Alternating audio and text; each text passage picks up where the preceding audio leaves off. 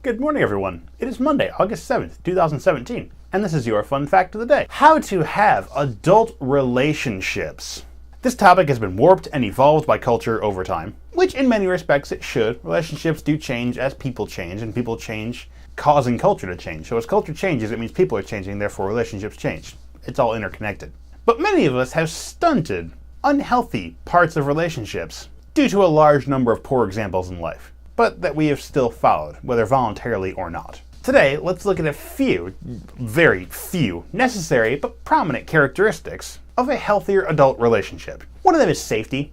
Obviously, this should be a safe relationship. This should not be intimidating. It should not be manipulating. It should be respect for physical space. It should absolutely be non-violent, particularly in self-expression. There is almost too many applications for these few descriptions alone.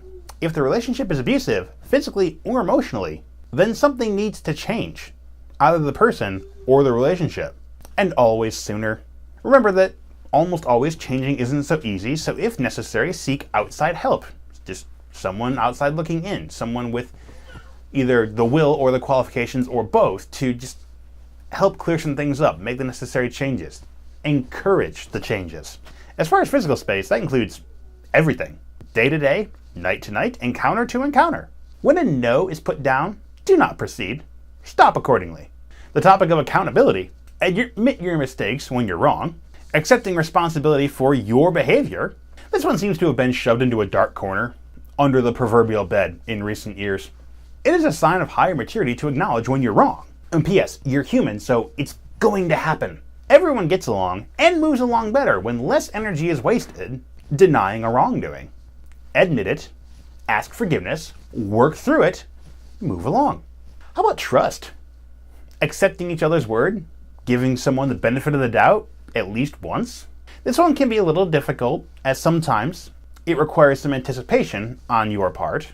But if you hear something, or see a possible bit of evidence, or notice a single thing that's just a little off kilter, don't immediately ever jump to accusations unless you have the literal smoking gun. Try asking first. It's called inquiring. It's a lot less confrontational, a lot less threatening, and a lot more encouraging to an open dialogue, just to talk about whatever you're talking about. And if the one who is asked says it wasn't them, it's helpful to leave it at that. It only upsets both parties when an accusation is pursued, even after it's been denied, or even sometimes proven wrong. But aha, Ben, some people lie to get through such things in life. Don't worry, this is involved with the next part, which is honesty. Communicate openly and truthfully. If you receive an accusation that is correct, if someone correctly accuses you of a wrongdoing, admit it. Then ask for forgiveness. Work through it and move along. And don't wait for the accusations to come. You can be honest before you're confronted about a wrongdoing. It'll actually help build that trust way deeper and much more quickly. If someone doesn't have to seek you out to point out a wrongdoing, if they know you're going to come to them to admit the wrongdoing you've done against them, they know they can trust you. A lot. How about cooperation? This is asking and not expecting. This is accepting change. This is making decisions and compromising, including conflict resolutions. This is a huge one that a lot of families, just as a whole, could really work on. Just practice. There's a difference between parents and children, where parents can expect a chore to be done by the child, if it is their chore, or if they were asked specifically to do it. But adult to adult, where both parties are equally adults, the right to expect things is mostly gone. Also, everyone changes. This is part of being alive, first of all. Every little thing about every little day can change you, and many do. It's the small changes, the little bits that accumulate over time that really cause the big shifts in mental status, capacity, personality, just your characteristics. This is why parents warn you about who you make friends with when you grow up, because the more exposure you have to bad things, the more you're going to tend towards the bad things, because it's what you're used to. But everyone inevitably changes. That is a fact of life. Compromising together for win-win resolutions is part of not expecting. Never expect to get your way. Ask if you can. It's not going to hurt to ask. And see how you can help others have their way, if possible, or helpful, or legal, just appropriate circumstances given.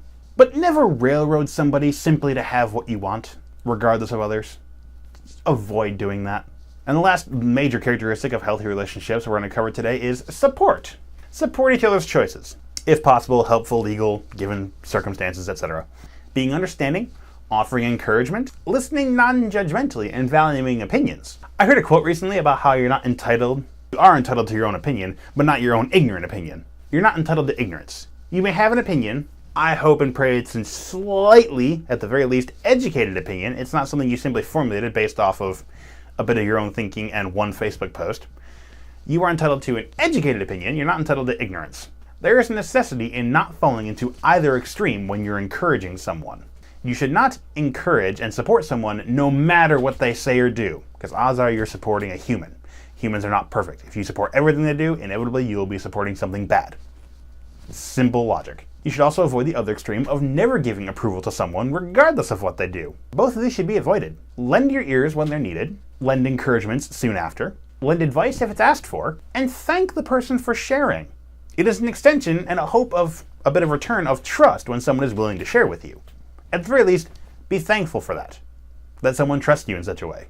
There is obviously way more to adult relationships. Humans themselves are immeasurably complex, and then you put two of them together and try to sum up all the interactions, all of how each person is mentally perceiving the relationship, mentally acting on the relationship, physically acting in the relationship, and you're trying to quantify that. It's a lifetime process, completely pun intended. These few characteristics presented today are pretty instrumental, nearly vital. You might be able to make a case you could drop one or two of them, but at least half of them, roughly, should be present in basically any real adult relationship if you want it to be healthy, if you want it to thrive, if you want it to be a good one. So try practicing things. Try just taking a few of these, even just one at a time. Just work on improving it. Just work on using it in your life. And then work on more. And then add more. And eventually, over time, these little bits of change are going to sway towards something good. In other news, today is National Purple Heart Day. I suppose if you want to do a quick brain exercise, you could apply a lot of these characteristics to how some servicemen have gotten wounded for this country, and just see what sort of characteristics would need to be present in that military person for them to be willing to do that for their country. And National Lighthouse Day. Yay! Lighthouses rule! You don't like Lighthouse? You suck! Hope you've enjoyed this fun fact of the day. See you tomorrow.